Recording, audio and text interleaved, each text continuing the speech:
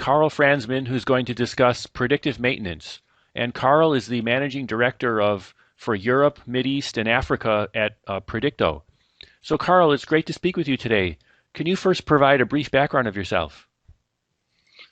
Good morning, Dustin. Yes, my name is Carl Fransman. I live in Belgium, and my background is mainly in software, dealing with aftermarket, spare parts planning and optimization, or any predictive processes associated with aftermarket. Thank you. My first question is, what is predictive maintenance? Very good question, and actually a point of confusion for many people. A lot of people confuse, first of all, preventive maintenance with predictive, where preventive is more like a pure insurance policy. You just try to determine normal failure rates, and then you just set fixed timestamps or cycle stamps to perform interventions. Think of it like maintaining your car every 10,000 miles. That's preventive maintenance. An improvement on preventive maintenance is condition-based maintenance, where periodically you're going to check on the actual condition of the asset or parts of the asset. And based on the check, you determine whether or not a maintenance is required.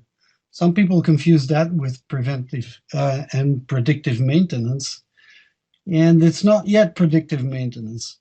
Predictive maintenance will look not just at condition of the asset, but also much larger. It'll even look outside the asset for any condition that may influence the future state of the asset.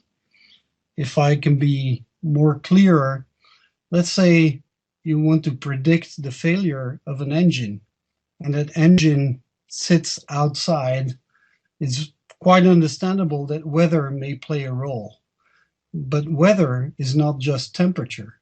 It's also humidity, it's wind strength. What could also play a role is the load that's being put on that engine. So gathering all that data together with the data collected on the engine allows us to do predictive forecasting, predictive analytics, which then drive predictive maintenance processes. So it's quite a complex process. First, you have to forecast the future state of the equipment. Is it going to be good or not good? And depending on that forecast, you have to determine whether or not you will intervene. Do I do a maintenance before it was planned because I expect a failure to happen or not? And all that is risk mitigation. Your forecast, your prediction is what it is. It's just a prediction. It tells you there's so much chance that the machine will fail. But even at a 99% chance, you still have 1% chance it doesn't fail. So even in that case, you have to weigh the cost of the intervention versus the potential cost of a breakdown.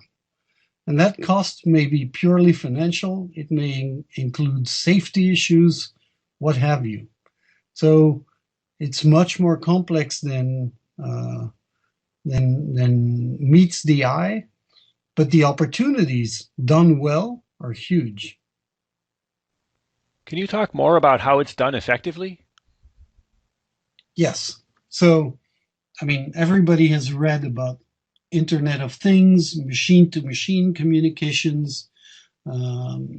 This is the first condition. You need to be able to monitor the state of the equipment and, as we said before, of anything around the equipment that could potentially influence the equipment. So we need digital information on the status of the asset. This is now possible. What is also possible is to deal with the amounts of data that this generates. Big data technologies are readily available. We still have to be picky because we need the performance that's required to do predictive is much higher than just to do business intelligence, for instance. But these are the first conditions, so they're purely technical. Another condition is to really understand the business, meaning you have to understand what the costs and opportunities are in order to create a model that then allows you, with the predictions, to draw the right conclusions. We see a lot of projects being done which focus solely on proving that predictions can be made. Well, no, not much surprise there. We can make predictions, and some are better than others. But making the prediction is not the hardest part. It's making the prediction operationable that's hard. So you have to interpret the meaning of the prediction in light of your business. And that's where a lot of work needs to be done still today. And where have you seen some success? We've seen success in across different sectors. Now, in our case, we focus on heavy equipment. So we focus on that type of equipment where the pain is the highest. So where you absolutely want to avoid unplanned downtime. And we've seen success in sectors like aviation, like rail, automotive, industrial equipment. So in essence, the science is sector agnostic. And what's really, again, and I cannot stress this enough, where really the potential is realized is in the translation of the prediction to an operational action. And that is variable depending on the sector. If I tell you a train may have a failure on one of its brakes, does that matter? Yes, it matters, but it doesn't matter as much as if I said on an airplane, your engine is going to fail. So there are a lot of things that we have to take into consideration before we just jump to conclusions based on the predictions. Well, thank you, Carl, for sharing today on this great topic. You're welcome.